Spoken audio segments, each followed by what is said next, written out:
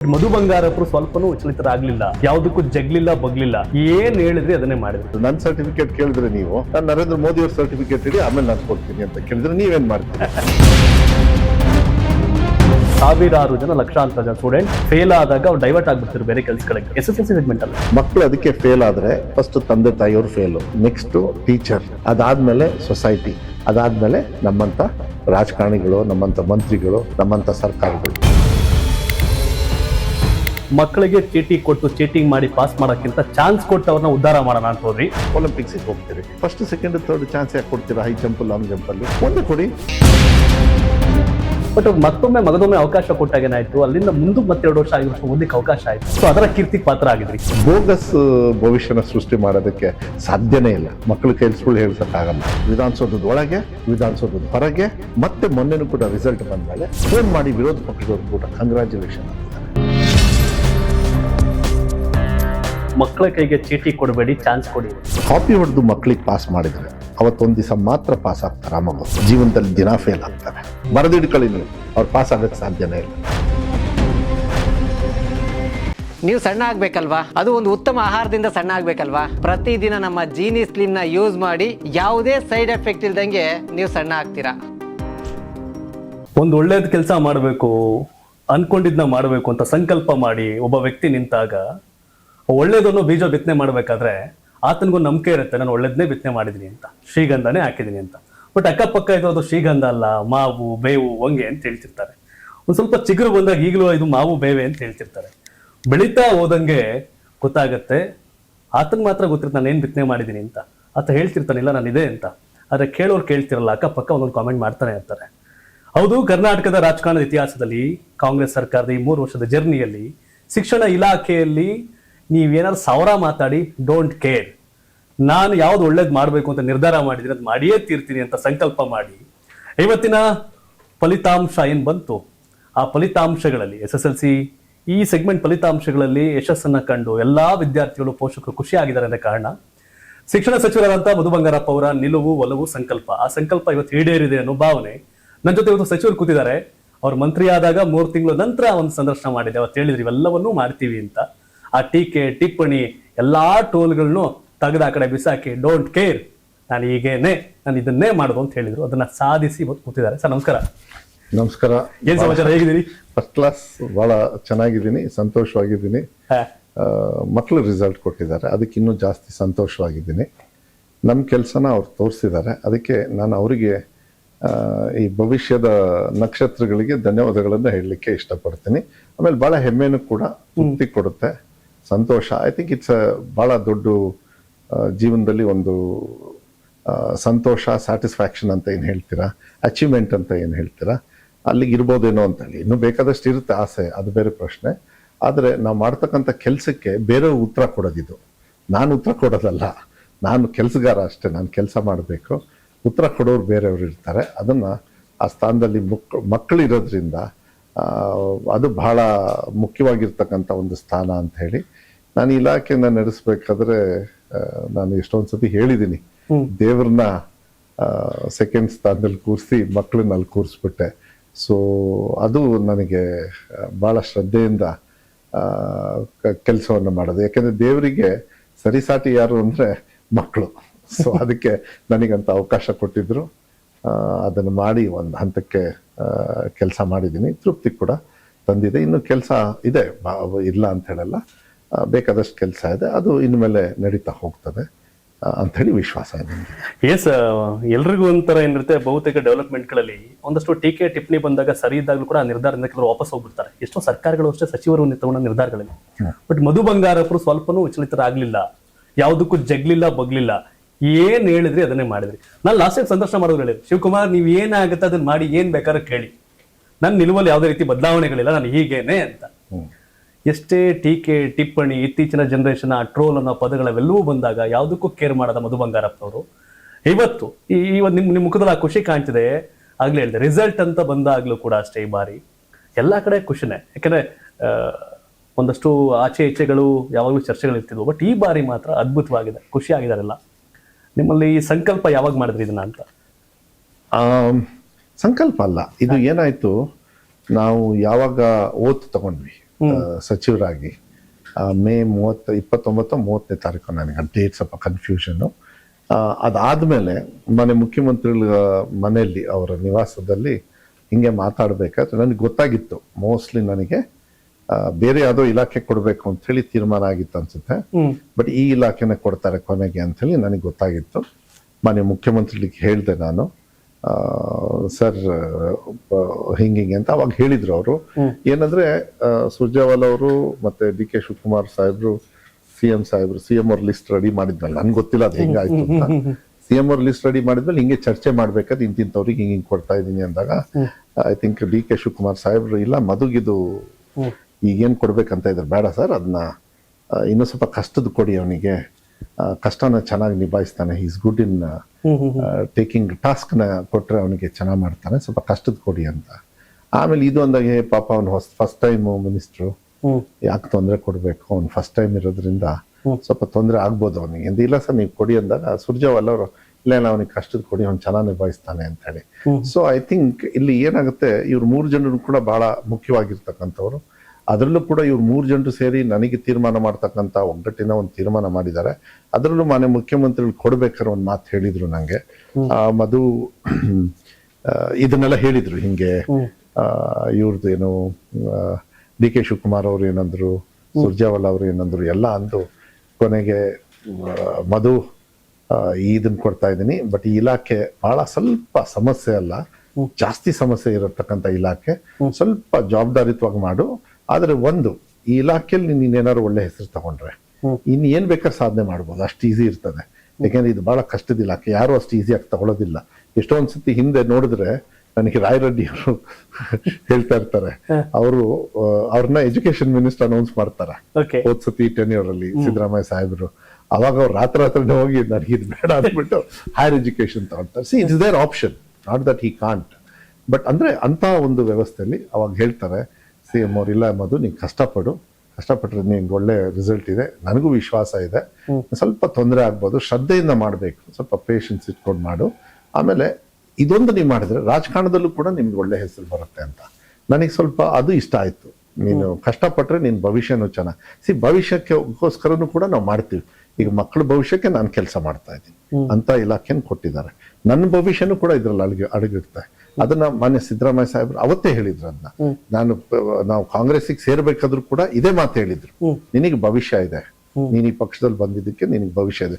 ಹುಬ್ಳಿಯಲ್ಲಿ Covid time ಅಲ್ಲಿ ಆ ಸಂದರ್ಭದಲ್ಲಿ ಅವರು ಹೇಳಿದ್ರು, ಡಿ.ಕೆ. ಶಿವಕುಮಾರ್ ಸಾಹೇಬ್ರು ಹೇಳಿದ್ರು, ತುಂಬಾ ಜನರು ಲೀಡರ್ಸ್ ಹೇಳಿದ್ರು. ಅದೆಲ್ಲ ನೋಡಿದ್ರೆ ಅವರೆಲ್ಲ ಹೇಳಿರೋದು ಕಾರಣಕರ್ತರು ಯಾರು ಅಂದ್ರೆ ನಮ್ಮ ತಂದೆ ಬಂಗಾರಪ್ಪಜಿ. ಸೊ ನನಗೊಂದು ಇಲಾಖೆ ಬಂದಿದೆ ಅಂತ ಹೇಳಿದ್ರೆ, ನಾನು ಸೊರಬದ ಶಾಸಕನಾಗಿ ಒಂದು ಭಾಗ ಆದ್ರೆ, ಇನ್ನೊಂದು ಬಂಗಾರಪ್ಪ ಅವ್ರ ಮಗನಾಗಿ. ಸೊ ಬಂಗಾರಪ್ಪ ಅವರು ಅಂತ ಹೇಳಿದ್ರೆ ಯಾರೋ ಅವ್ರನ್ನ ಬೇಜಾರು ಮಾಡ್ಕೊಳ್ಳಲ್ಲ, ಇವತ್ತು ಕೂಡ ನೆನ್ಸ್ಕೊಳ್ತಾರೆ.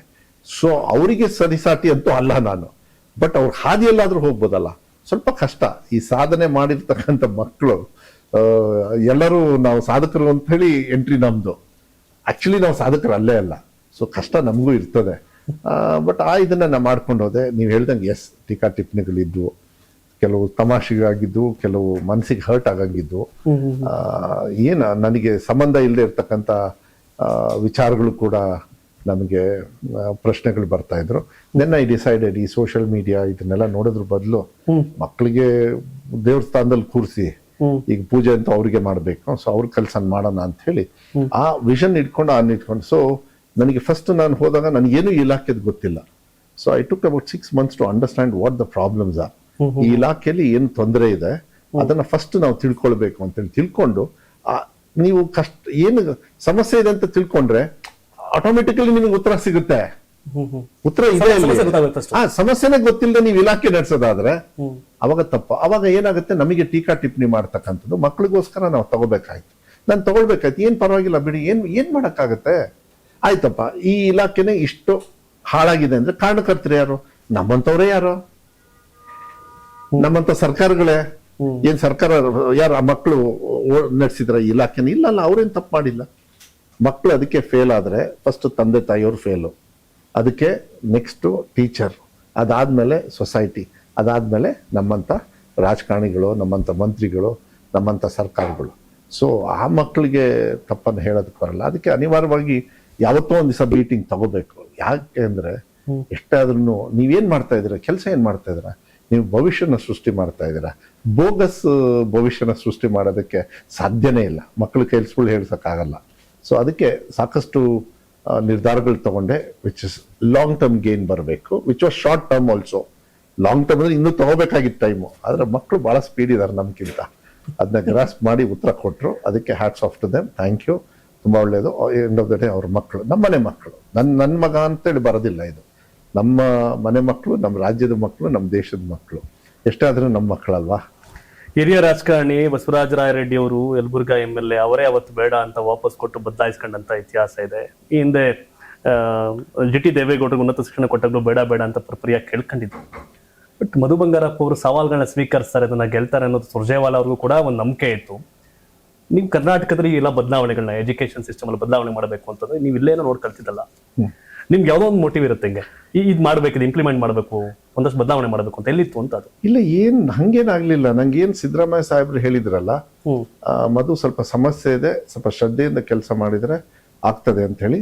ಆಮೇಲೆ ಬಹಳ ಮುಖ್ಯವಾಗಿ ನಾನು ಹೇಳೋದು, ಒಂದ್ ಕಡೆಗೆ DK ಶಿವಕುಮಾರ್ ಅವರು ಈಸ್ ಎಜುಕೇಶನಲಿಸ್ಟ್ ಆಲ್ಸೋ ಒಂದು, ಆದ್ರೆ ಮಕ್ಕಳ ಕಾಳಜಿ ಇಲ್ಲ, ಮಕ್ಕಳಿಗೆ ಎಜುಕೇಶನ್ ಕೊಡಬೇಕು ಮಧು, ಮಕ್ಕಳು ಬಡವರಿದ್ದಾರೆ, ಎಲ್ಲಾ ಜಾತಿ ವರ್ಗದವರಿದ್ದಾರೆ, ಅವ್ರಿಗೆ ವಂಚಿತರಾಗಿದ್ದಾರೆ ಅಂತ ಆ ಹೃದಯ ಏನು ಸಿದ್ದರಾಮಯ್ಯ ಸಾಹೇಬರಿಗಿದೆ, ಅದು ನನಗೆ ಸ್ಫೂರ್ತಿ ಅಂತ ಹೇಳಿದ್ರೆ ತಪ್ಪಾಗಲಾರ್ದು.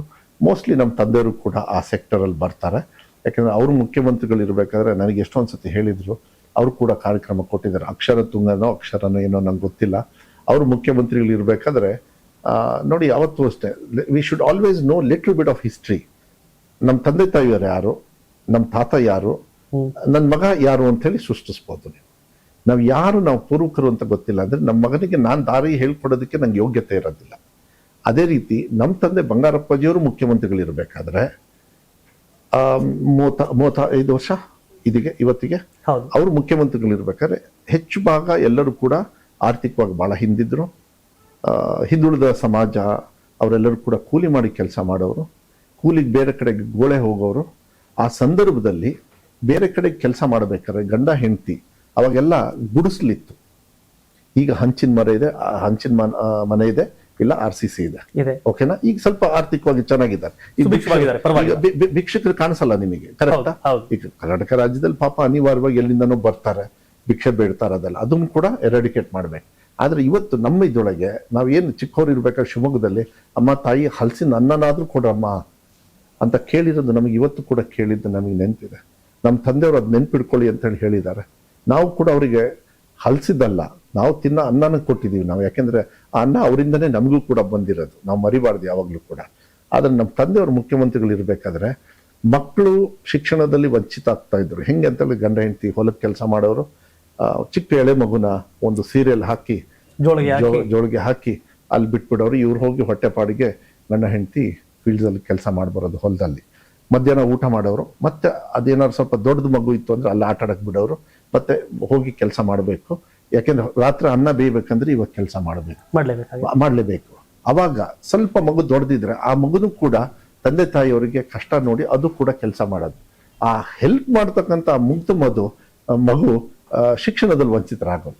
ಅದಕ್ಕೆ ನಮ್ಮ ತಂದೆಯವರು ಒಂದು ಕಾರ್ಯಕ್ರಮ ತಂದು ಏನು ಅಂತ ಹೇಳಿದ್ರೆ, ಯಾರ್ಯಾರು ಮಕ್ಕಳು ಸರ್ಕಾರಿ ಶಾಲೆಗೆ ಬರ್ತಾರೆ ಅವ್ರಿಗೆಲ್ಲರಿಗೂ ಕೂಡ ₹1 36 ವರ್ಷದ ಹಿಂದೆ ಸ್ಟೈಫಂಡ್ ಅಂತ ಹೇಳಿ ಕೊಡ್ತಾರೆ. 36 ವರ್ಷದ ಹಿಂದೆ ₹1 ಅಂದ್ರೆ ಇವತ್ತು ಲೆಕ್ಕ ಹಾಕಿ ಎಷ್ಟು ₹100 ಇರ್ಬೋದು, ಯಾಕೆಂದ್ರೆ ಅಪ್ರಿಸಿಯೇಷನ್ ಆಗಿರ್ತದೆ. ಆ ಸಂದರ್ಭದಲ್ಲಿ ಹೈಯೆಸ್ಟ್ ಅಡ್ಮಿಷನ್ ಆಗ್ತದೆ. ಅಂದ್ರೆ ಇದನ್ನ ಯಾಕೆ ಮಾಡಿದ್ರು ನಮ್ಮ ತಂದೆಯವರು? ಉದ್ದೇಶ ಮಕ್ಕಳು ಶಿಕ್ಷಣದಿಂದ ವಂಚಿತರಾಗಬಾರ್ದು.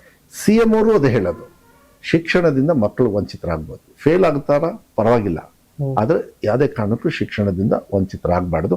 ಶಾಲೆ ಕರ್ಕೊಂಡು ಬರ್ಬೇಕು, ಸರ್ಕಾರ ಖರ್ಚು ಮಾಡದೆ ಅವರಿಗೋಸ್ಕರ ಅವ್ರು ಬರಲೇಬೇಕು ಅಂತ ಹೇಳಿ ಆ ನಿಟ್ಟಿನ ಮೇಲೆ ನಾವು ಸಾಕಷ್ಟು ಕಾರ್ಯಕ್ರಮಗಳನ್ನ ತಗೊಂಡು ಮಕ್ಕಳಿಗೆ ಇಲ್ಲಿ ಬರಬೇಕು ಅಂತ ಹೇಳಿ ಆ ಥರ ಇದ್ವಿ. ನೋಡಿ, GT ದೇವೇಗೌಡರು ಅವರೆಲ್ಲ ಬಹಳ ಅನುಭವಿಸಿದ್ರು. ಅವರು ರಾಯರೆಡ್ಡಿ ಅವರೆಲ್ಲ, ನಾನು ಕಾಮೆಂಟ್ ಮಾಡೋದಕ್ಕೆ ಹೋಗೋದಿಲ್ಲ, ಆದ್ರೆ ಅವರ ವ್ಯವಸ್ಥೆಗೆ ಅವರು ಅವತ್ತು ಆ ತೀರ್ಮಾನ ಇಲ್ಲ ಆಗ್ತಿತ್ತು. ಬಟ್ ಅವರಿಗೆ ಆಸೆಗಳು ಇಲ್ಲ, ನಾನು ಎಜುಕೇಶನ್ಗಿಂತ ನಾನು ಬೇರೆದು. ಪಾಪ ಇವರು ಹೇಳಿದ್ರು, ಯಾರು GT ದೇವೇಗೌಡರು, ಇಲ್ಲ ನಾವು ಓದಿರೋದು ಇಷ್ಟು, ನಾನು ಹೆಂಗೆ ಮಾಡಲಿ ಅಂತ ಹೇಳಿ ಆ ಥರನೂ ಕೂಡ ಕಾಮೆಂಟ್ ಆಗಿರ್ತದೆ. ಆದರೆ ಮಾನ್ಯ ಮುಖ್ಯಮಂತ್ರಿಗಳು ನಾನೇನು ಓದಿದ್ದೀನಿ ಅಷ್ಟರೊಳಗೆ ನನಗೆ ಇತಿಮಿತಿಯಲ್ಲಿ ಇಟ್ಟಿದ್ದಾರೆ. ಅಟ್ಲೀಸ್ಟ್ ಸೋಷಿಯಲ್ ಜಸ್ಟಿಸಿಗೆ ನನಗೆ ಕರೆಕ್ಟ್ ಆಗಿರ್ತಾರೆ. ಕೆಲವ್ರು ಇನ್ನೂ ಗೊತ್ತಿಲ್ಲ ನಾನು ಏನು ಓದಿನಿ ಅಂತ, ಇನ್ನೂ ಅವ್ರು ಹುಡುಕಾಡ್ತಾ ಇದಾರೆ, ಹುಡುಕಾಡ್ಕೊಂಡು ಕೂತ್ಕೊಳ್ಳಿ. ಆದ್ರೆ ಇಲ್ಲ ಬೇಡ, ಅವ್ರು ಹುಡ್ಕೊಂಡು ಕೂತ್ಕೊಳ್ಳಿ. ಯಾಕಂದ್ರೆ ಹುಡ್ಕೋರಿಗೆ ನಾನೇನು ಮಾಡೋಕ್ಕಾಗಲ್ಲ. ಈಗ ನಾನು ಪ್ರೂವ್ ಮಾಡಿ ಕೂತ್ಕೊಂಡ ಮೇಲೆ ನಂದು ತಗೊಂಡು ಏನ್ ಮಾಡ್ತೀರಾ? ಈಗ ಆಯ್ತು, ಹಂಗಾದ್ರೆ ನನ್ನ ಸರ್ಟಿಫಿಕೇಟ್ ಕೇಳಿದ್ರೆ ನೀವು, ನಾನು ನರೇಂದ್ರ ಮೋದಿ ಅವ್ರ ಸರ್ಟಿಫಿಕೇಟ್ ಇಡಿ ಆಮೇಲೆ ನಾನು ಕೊಡ್ತೀನಿ ಅಂತ ಕೇಳಿದ್ರೆ ನೀವೇನ್ ಮಾಡ್ತೀರಿ?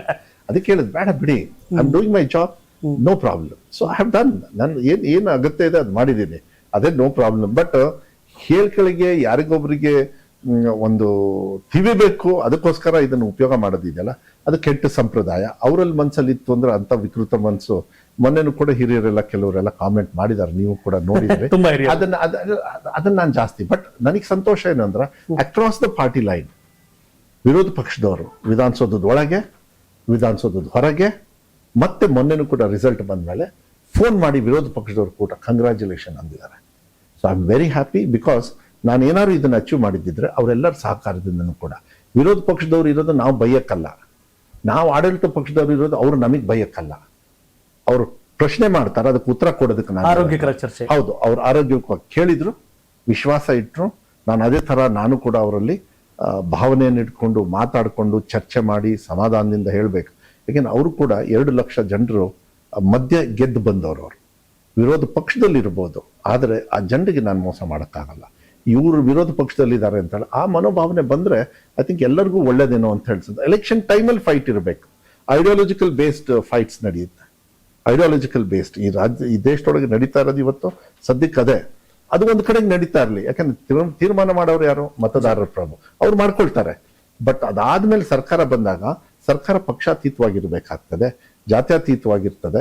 ಅದೇ ಬಾಬಾ ಸಾಹೇಬ್ ಅಂಬೇಡ್ಕರ್ ಅವರು ಅದಕ್ಕೆ ಸಂವಿಧಾನವನ್ನು ಬರೆದು ಕೊಟ್ಟಿರೋದು. ಆ ಸಂವಿಧಾನ ಯಾಕೆ ಬರೆದು ಕೊಟ್ಟಾರೆ ಅಂದ್ರೆ, ನೀವು ಚುನಾವಣೆಗೆ ಮಾತ್ರ ಫೈಟ್ ಮಾಡಿ, ಆಮೇಲೆ ಈ ತರ ಇರಬೇಕು. ಅವಾಗ್ಲೇನೆ ನಾವು ಭಾರತಾಂಬೆ ಅಂತೇಳಿ ನಮ್ಮ ಬಾಯಲ್ಲಿ ಏನಾದರೂ ಭಾರತ ನಮ್ಮ ಮಾತೃ, ನಮ್ಮ ತಾಯಿ ಸಮಾನ ಅಂತೇಳಿ ನಾವೇನಾದ್ರು ಅದಕ್ಕೆ ಗೌರವ ಕೊಡ್ಬೇಕಂದ್ರೆ ಐ ಥಿಂಕ್ ದಿಸ್ ಶುಡ್ ನಮ್ಮ ಮನಸ್ಸಲ್ಲಿ ಇರಬೇಕಾಗ್ತದೆ. ಆ ಭಾವನೆಯನ್ನು ತರಬೇಕು ಅಂತ ಹೇಳಿ ಮಕ್ಕಳಿಗೆ ನಾನು ಏನು ಸಂವಿಧಾನ ಪೀಠಿಕೆಯನ್ನು ಶುರು ಮಾಡಿ. ಇಡೀ ಭಾರತ ದೇಶದಲ್ಲಿ ನಾವು ಫಸ್ಟ್ ಟೈಮ್ ಹಲವು ಮೊದಲುಗಳಿಗೆ ಸಾಕ್ಷಿಯಾಗಿದ್ದೀರಿ. ಕಾರಣ ಇಷ್ಟೇ, ಅನ್ನರಾಮಯ್ಯ ಬಿಕಾಸ್ ಆಫ್ ಅನ್ನಭಾಗ್ಯ, ಶಿಕ್ಷಣ ಭಾಗ್ಯ, ಅಕ್ಷರ ಭಾಗ್ಯ ಬಿಕಾಸ್ ಆಫ್ ಎಷ್ಟೋ ಜನ ಇವತ್ತಿನ ಇದರಲ್ಲಿ ವ್ಯತ್ಯಾಸ ಆಗಿ 1, 2, 2, 3 ಅವಕಾಶಗಳನ್ನ ಕೊಟ್ರಿ. ಯಾಕೆಂದ್ರೆ ಒಬ್ಬ ಫೇಲ್ ಆದೊಂದು ಮನಸ್ಥಿತಿ ಆ ಫೇಲ್ ಆದೊಂದು ಮಾತ್ರ ಗೊತ್ತಿರುತ್ತೆ, ಆ ಪೇರೆಂಟ್ಸ್ಗಳ ಪೇನ್ ಅವ್ರಿಗೆ ಮಾತ್ರ ಗೊತ್ತಿರುತ್ತೆ. ಆದ್ರೆ ಮತ್ತೊಂದು ಮಗದೊಂದು ಅವಕಾಶ ಅಂತ ಮಕ್ಕಳಿಗೆ ಕೊಟ್ಟಾಗ ಖಂಡಿತ ತಿತ್ಕೊಂಡು ಮುಂದಕ್ಕೆ ಹೋಗಾಗತ್ತೆ. ಎಷ್ಟೋ ಜನ, ಸಾವಿರಾರು ಜನ, ಲಕ್ಷಾಂತರ ಜನ ಸ್ಟೂಡೆಂಟ್ಸ್ ಫೇಲ್ ಆದಾಗ ಅವ್ರು ಡೈವರ್ಟ್ ಆಗ್ಬಿಡ್ತಿರು ಬೇರೆ ಕೆಲಸಗಳಿಗೆ, SSLC ಸೆಗ್ಮೆಂಟ್ ಅಲ್ಲೇ. ಬಟ್ ಅವ್ರು ಮಗದೊಮ್ಮೆ ಅವಕಾಶ ಕೊಟ್ಟಾಗ ಏನಾಯ್ತು, ಅಲ್ಲಿಂದ ಮುಂದೆ ಮತ್ತೆ 2 ವರ್ಷ 5 ವರ್ಷ ಓದಲಿಕ್ಕೆ ಅವಕಾಶ ಆಯ್ತು. ಸೊ ಅದರ ಕೀರ್ತಿಗೆ ಪಾತ್ರ ಆಗಿದ್ರಿ. ಬಟ್ ಅದೊಂದು ಇರುತ್ತಲ್ಲ ನಿಮ್ಗೆಲ್ಲೋ ಯಾವುದೋ ಕಾರಣಕ್ಕೆ ಅಂತ, ಅದ್ಯಾಕೆ ಬಂತು ಅಂತ? ಅದ್ಯಾಕೆ ಅಂದ್ರೆ ಫಸ್ಟ್ 2023 ನಾನು ಯಾವಾಗ ಶಿಕ್ಷಣ ಸಚಿವ ಆದೆ, ಅವಾಗ ವೆಬ್ ಕಾಸ್ಟಿಂಗ್ ಅಂತ ಹೇಳಿ ಒಂದು ಮಾಡಿದ್ವಿ. 2024 ಎಲೆಕ್ಷನ್ ಅಲ್ಲಿ. ಯಾಕೆಂದ್ರೆ ಏನು ನಮ್ಮ ಪರೀಕ್ಷೆ ಪವಿತ್ರತೆ ಹಾಳಾಗೋಗಿತ್ತು. ಓಕೆ, ಎಲ್ಲೆಲ್ಲಿ ಯಾವ ಭಾಗದಲ್ಲಿ ನಾನು ಹೇಳಲ್ಲ, ಯಾಕೆಂದ್ರೆ ಯಾರು ನಂಗೆ ಕರ್ನಾಟಕ ರಾಜ್ಯದಲ್ಲಿ ಇಂತಲ್ಲಿ ಅಂತ ಹೇಳಲ್ಲ. ಯಾಕೆಂದ್ರೆ ಕರ್ನಾಟಕ ರಾಜ್ಯ ಒಂದು, ಸೊ ಅದಕ್ಕೆ ದೋಷಿಸೋದು ನಮ್ಮ ಇಲಾಖೆಗೆ ದೋಷಿಸ್ಬೇಕೆ ಹೊರತು ಯಾರನ್ನು ನಾನು ದೋಷಿಸಲ್ಲ. ಸೊ ಸ್ಯಾಂಟಿಟಿ ಆಫ್ ಎಕ್ಸಾಮಿನೇಷನ್, ಪರೀಕ್ಷೆಯ ಪವಿತ್ರತೆಯನ್ನು ಕಾಪಾಡ್ತಕ್ಕಂಥದ್ದು ನಮ್ಮ ಜವಾಬ್ದಾರಿ ಆಗುತ್ತೆ. ಕಾಪಿ ಹೊಡೆದು ಮಕ್ಕಳಿಗೆ ಪಾಸ್ ಮಾಡಿದ್ರೆ ಅವತ್ತೊಂದು ದಿವಸ ಮಾತ್ರ ಪಾಸ್ ಆಗ್ತಾರೆ. ಆ ಮಗು ಜೀವನದಲ್ಲಿ ದಿನ ಫೇಲ್ ಆಗ್ತಾರೆ. ನೀವು ಒಪ್ತಿರೋ ಇಲ್ವಾ? ಖಂಡಿತ. ಇವತ್ತು ನೀವು ಕಾಪಿ ಹೊಡೆದು ಪಾಸ್ ಮಾಡ್ತೀರಿ ಮಕ್ಕಳಿಗೆ, ಜೀವನದಲ್ಲಿ ಫೇಲ್ ಆಗ್ತಾರೆ. ನಾಳೆ ಜೀವನದಲ್ಲಿ ದಿನ ಫೇಲ್ ಆಗ್ತಾರೆ ತಿಳ್ಕೊಳ್ಳಿ, ಬರೆದಿಡ್ಕೊಳ್ಳಿ. ನೀವು ಅವ್ರು ಪಾಸ್ ಆಗಕ್ಕೆ ಸಾಧ್ಯನೇ ಇಲ್ಲ. ಅಂತ ಒಂದು ಕೆಟ್ಟ ಸಂಪ್ರದಾಯ, ಕೆಟ್ಟ ಅಭ್ಯಾಸ, ಕೆಟ್ಟ ನೀತಿ, ಕೆಟ್ಟ ವ್ಯವಸ್ಥೆ ನಮ್ಮಲ್ಲಿದ್ದಾಗ ಅದನ್ನ ಫಸ್ಟ್ ನಾವು ತೆಗಿಬೇಕಾಗಿದೆ. ಅದಕ್ಕೆ ವೆಬ್ ಕೌನ್ಸಿಲಿಂಗ್ ಅಂತ ಹೇಳಿ ಮಾಡಿದ್ವಿ. ವೆಬ್ ಕೌನ್ಸಿಲಿಂಗ್ ಅಲ್ಲಿ ಇಡೀ ಭಾರತ ದೇಶದಲ್ಲಿ ನಾವೇ ಫಸ್ಟ್ ಮಾಡಿದ್ದು. ಇವಾಗ ಸಂತೋಷ ಏನು ಅಂತೇಳಿ, ಇಡೀ ಭಾರತ ದೇಶದಲ್ಲಿ ಎಲ್ಲ educational institutions, even KPS, IPS ಏನೇ ನೀವು ಎಕ್ಸಾಮ್ ಬರೀತಾರಲ್ಲ, ಅಲ್ಲಿಗೆಲ್ಲ ಈಗ ವೆಬ್ ಕಾಸ್ಟಿಂಗ್ ಮಾಡ್ಬಿಟ್ಟಿದ್ದಾರೆ. ಎಲ್ಲ ಸೇಮ್ ದೇ ಆಸ್ಟ್ ಅಸ್, ನಮಗೆ ಕೇಳಿದ್ರು ಹೆಂಗ್ ಮಾಡಿದ್ರಿ ನೀವು ಅಂತ. ಅವಾಗ ಏನಾಯ್ತು, ಸುಮಾರು 20% ರಿಸಲ್ಟ್ ಬಿದ್ದೋಯ್ತು, ಕಷ್ಟ ಆಯ್ತು. ಸೊ ಅವಾಗ ನಾವೇನ್ ಮಾಡಿದ್ವಿ, ಇಲಾಖೆಯಲ್ಲಿ ಈ 20% ಗ್ರೇಸ್ ಕೊಟ್ಬಿಟ್ವಿ. ಯಾರ ಮಕ್ಕಳು ಪಾಸ್ ಆಗಿರ್ಲಿಲ್ಲ ಅವರಿಗೆ, ಪಾಸ್ ಪಾಸ್ ಆಗೋವರೆಗೂ. ಅದೇನಾಗ್ಬಿಡ್ತು, CM ಅವರು ಸ್ವಲ್ಪ ಅಪ್ಸೆಟ್ ಆದ್ರು. ದೆನ್ CM ಅವರಿಗೆ ಹೋಗಿ ಕನ್ವಿನ್ಸ್ ಮಾಡಿ ಬೈದ್ರು ಆದ್ರೂ ಕೂಡ ಹೋಗ್ಬೇಕಾದ್ರೂ ಬೈದ್ರು ನಾನು ಹೇಳಿದೆ ಸರ್ ನೀವು ಬೈರಿ ಸರ್ ನಾವು ತಪ್ಪು ಮಾಡಿದೀವಿಲ್ಲ ಅಂತ. ಆದ್ರೆ ಪೂರ್ವಕರು ಯಾರು ಇದು ಇಲಾಖೆನ ರನ್ ಮಾಡಿದ್ನೋ ನಾವೇ ತಾನೇ ಇದನ್ನ ಸೃಷ್ಟಿ ಮಾಡಿದ್ದು. ಹೌದು. ಸೊ ಅದಕ್ಕೆ ನಾನು ದಯವಿಟ್ಟು ಕ್ಷಮಿಸಿ, ಇದೊಂದು ವರ್ಷ ಯಾಕೆಂದ್ರೆ ಮಕ್ಕಳಿಗೆ ಸಡನ್ ಆಗಿ ಬಂದಿದೆ, ಇದೊಂದು ವರ್ಷ ಮಾತ್ರ, ಮುಂದಿನ ವರ್ಷ ಮಾಡೋದಿಲ್ಲ. ದಯವಿಟ್ಟು ಇದೊಂದು ವರ್ಷ ನನಗೆ ಈ ಫ್ರೀಡಮ್ ಕೊಟ್ಬಿಡಿ. ಅನಿವಾರ್ಯವಾಗಿ ನಾವು ಮಕ್ಕಳಿಗೆ ಪಾಠ ಹೇಳ್ಕೊಡೋದ್ರಲ್ಲಿ ನಾವು ಹಿಂದೆ ಇದ್ದೀವಿ, ನಾವು ತಪ್ಪುಗಳು ಮಾಡಿದ್ದೀವಿ, ಟೀಚರ್ಸ್ನ ಕೊಟ್ಟಿಲ್ಲ ಸರಿಗೆ, ಅಟ್ಲೀಸ್ಟ್ ಗೆಸ್ಟ್ ಟೀಚರ್ಸ್ನ ಕೊಡಬೇಕು. ಆಯ್ತು ಸರ್ ಶೌಚಾಲಯ ಬಿಲ್ಡಿಂಗ್ ಇಲ್ಲ, ಅಟ್ಲೀಸ್ಟ್ ಟೀಚರು. ನೀವು ಏನಾಗಿದೆ ಅಂದ್ರೆ ನೀವು ದೇವಸ್ಥಾನಕ್ಕೆ ಯಾವ್ದಾದ್ರು ಈ ಪೂಜಾರಿ ಇಲ್ದೇ ಇರೋ ದೇವಸ್ಥಾನಕ್ಕೆ ಹೋಗಿದ್ದೀರಾ ನೀವು? ನಾನ್ ನಿಮಗೊಂದು ಪ್ರಶ್ನೆ ಕೇಳ್ತೀನಿ, ಹೋಗ್ತೀವಿ, ಕೈ ಮುಗಿದು ಪೂಜಾರಿ ಇಲ್ದೇ ಇರೋದು ಪ್ರಸಾದ ಸಿಗುತ್ತಾ ನಿಮಗೆ? ಇಲ್ಲ, ಸಿಗಲ್ಲ. ಮತ್ತೆ ಕೈ ಮುಗಿದು ಬರೋದ ನೀವು ಹಂಗೆ ಪ್ರಸಾದ ಸಿಗಲ್ಲ ನಿಮಗೆ. ಕೈ ಮುಗಿದು ಬರ್ತೀವಿ, ಕೈ ಮುಗಿದ ತಕ್ಷಣ ಪ್ರಸಾದ ಬಂದಿದೆ ಅಲ್ಲ, ನಿಮಗೆ ಆಸೆ ಏನು ಅಲ್ಲಿ ಬರ್ಬೇಕು, ನಿಮ್ ಕೈಗೆ ಒಂದ್ ತೀರ್ಥ ಪ್ರಸಾದ ಒಂದ್ ಏನೋ ಒಂದು ಬರ್ಬೇಕು, ಅದನ್ನ ನಾವ್ ಹಿಂಗ್ ಕುಡಿಬೇಕು. ನೀವು ಚರ್ಚಿಗೆ ಹೋಗಿ ಅಲ್ಲೂ ಒಂದು ಪ್ರಸಾದ ಅಂತ ಇರುತ್ತೆ, ಮಸೀದಿಗೆ ಹೋಗಿ ಅಲ್ಲೂ ಒಂದು ಪ್ರಸಾದ ಅಂತ ಇರುತ್ತೆ. ಪೂಜಾರಿ ಇಲ್ಲ ಅಂದ್ರೆ ಸಿಗಲ್ಲ, ಅದು ದೇವ್ರು ನಿಮಗೆ ಬಂದು ಕೊಡಲ್ಲ. ಹಂಗೆ ಶಾಲೆಯಲ್ಲಿ ಪಾಠ ಹೇಳ್ಕೊಡ್ಬೇಕಂದ್ರೆ ಅದು ಟೀಚರ್ ಇಂದಲೇ ಸಾಧ್ಯ ಹೊರತು ಬಿಲ್ಡಿಂಗ್ ಇಂದ ಸಾಧ್ಯ ಇಲ್ಲ. ಟೀಚರ್ಸ್ ಕೊಡ್ಬೇಕು, ಅದನ್ನ ನಾನು ಹೇಳ್ತೀನಿ. ಸೊ ಅವಾಗ ಏನಾಯ್ತು, ಮನೆ ಮುಖ್ಯಮಂತ್ರಿಗಳು ಹೇಳಿದಾಗ ಸ್ವಲ್ಪ ಅಪ್ಸೆಟ್ ಆದ್ರು, ಬೈದ್ರು. ನಮ್ಮ ಆಫೀಸರ್ಸಿಗೂ ಬೈದ್ರು, ನಂಗೂ ಬೈದ್ರು.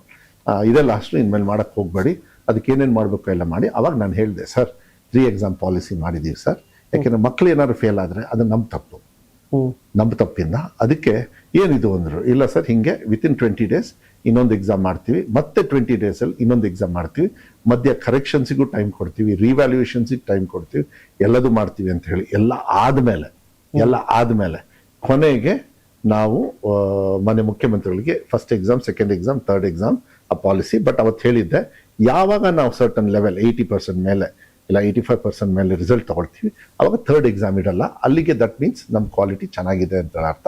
ಅಲ್ಲಿವರೆಗೂ ನಮಗೆ ಕೊಡಿ ಅಂತ ಹೇಳಿದ್ವಿ. ನಾವು ಥರ್ಡ್ ಎಕ್ಸಾಮ್ ಈಗ ನೀವು ಫಾರ್ ಎಕ್ಸಾಂಪಲ್ ಒಲಿಂಪಿಕ್ಸಿಗೆ ಹೋಗ್ತೀರಿ, ಇಲ್ಲ ಸ್ಪೋರ್ಟ್ಸಿಗೆ ಏನಕ್ಕೆ ಕಳಿಸ್ತೀರಿ, ಫಸ್ಟ್ ಸೆಕೆಂಡ್ ಥರ್ಡ್ ಚಾನ್ಸ್ ಯಾಕೆ ಕೊಡ್ತೀರಾ? ಹೈ ಜಂಪ್, ಲಾಂಗ್ ಜಂಪ್ ಅಲ್ಲಿ ಒಂದೇ ಕೊಡಿ. ಯಾವಾಗ್ಲೂ ಬೀಟ್ ಮಾಡೋದೇ ಅದು ಥರ್ಡ್ ಇಲ್ಲ ಫಸ್ಟ್ ಅನ್ನು ಕೂಡ ನೀವು ಬೀಟ್ ಮಾಡ್ತೀರಾ. But wonderful. ಒಂದೆರಡು ಹೆಜ್ಜೆ ಹಿಂದೆ ಇಟ್ಟು ನೋಡಿದಾಗ ಮಧು ಬಂಗಾರಪುರ ದೃಷ್ಟಿಕೋನ, ಮಕ್ಕಳ ಕೈಗೆ ಚೀಟಿ ಕೊಡಬೇಡಿ, ಚಾನ್ಸ್ ಕೊಡಿ ಅಂತ ಅಷ್ಟೇ. ಮಕ್ಕಳ ಕೈಗೆ ಪಾಸ್ ಆಗೋ ಚೀಟಿ ಬೇಡ, ಅವಕಾಶ ಕೊಡಿ, ಬೇಡ, ಚಾನ್ಸ್ ಕೊಡಿ, ಅವಕಾಶ ಕೊಡಿ. ಎಷ್ಟು ಅವಕಾಶ ಕೊಟ್ಟೆ ನಾನು ಅಷ್ಟೇ. ನಾವು ಕೊಟ್ವಿ, ನೀವು ಸೇರ್ಕೊಟ್ಟಿದ್ದು. ಅವ್ರನ್ನ ಹಾಳು ಮಾಡ್ತಾ ಇದ್ದಿದ್ದು ನಾವೇನಾ? ಖಂಡಿತ. ಅದ್ರ ನೀವು ಇರ್ಬೋದು ಕಾರಣಕರ್ತರು, ನಾನೇ ಇರ್ಬೋದು, ನಮ್ಮ ಸಮಾಜ. ಯಾಕಂದ್ರೆ ನಾವು ನಮ್ಮನೆ ಮಕ್ಕಳು, ನಮ್ಮ ರಾಜ್ಯದ ಮಕ್ಕಳು ಅಂದ್ಮೇಲೆ ಅದನ್ನ ಕೆಟ್ಟ ಬುದ್ಧಿ ಹೇಳ್ಕೊಟ್ಟವ್ರು ಯಾರು? ಸಿಕ್ಕಿರೋದು ಒಂದು ಸಚಿವ ಸ್ಥಾನ, ತಳಪ ರಿಸಲ್ಟ್ ಹಂಗೋ ಮಾಡ್ಕೊಟ್ಬಿಟ್ಟು ಗೋಜಿಗೆ ಹೋಗ್ಲಿಲ್ಲ. ನೀವು ಸಣ್ಣ ಆಗ್ಬೇಕಲ್ವಾ? ಅದು ಒಂದು ಉತ್ತಮ ಆಹಾರದಿಂದ ಸಣ್ಣ ಆಗ್ಬೇಕಲ್ವಾ? ಪ್ರತಿದಿನ ನಮ್ಮ ಜೀನಿ ಸ್ಲಿಮ್ ನ ಯೂಸ್ ಮಾಡಿ ಯಾವುದೇ ಸೈಡ್ ಎಫೆಕ್ಟ್ ಇಲ್ದಂಗೆ ನೀವು ಸಣ್ಣ ಆಗ್ತೀರಾ.